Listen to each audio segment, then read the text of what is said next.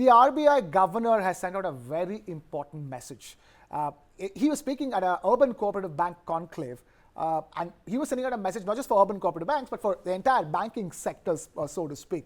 Very specific point, Kartik. He's saying one or two directors on the boards of banks cannot unduly dominate the proceedings. A very specific call is saying because I think he sensed that problem that exists in Indian banks, and he's even made it clear that so many large commercial banks, he hasn't named those banks, but big commercial banks, I don't need to tell the names of those banks already, some stocks are already in trouble due to a merger. So Shaktikanta Das saying that, RBI governor saying that even huge commercial banks also have one or two directors dominating the proceedings on the board, and there needs to be balance. Is the point, is the message coming in from the RBI governor, Kartik? That's true. And I think add to that, he's also saying that in addition to the undue influence these one or two directors instigate in the organization, and decisions thereby taken by the management on the basis of this influence by these one or two directors, that needs to be balanced out, that needs to be curbed.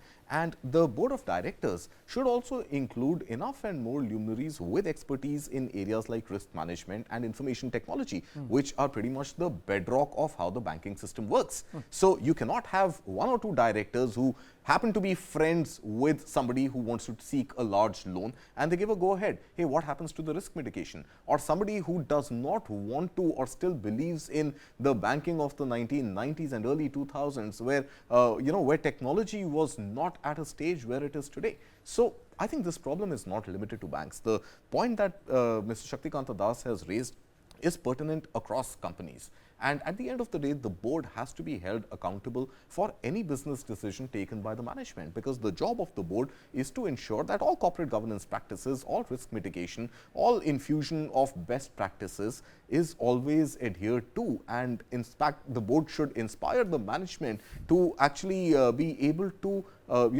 churn out new policies, new requirements as and when the market changes.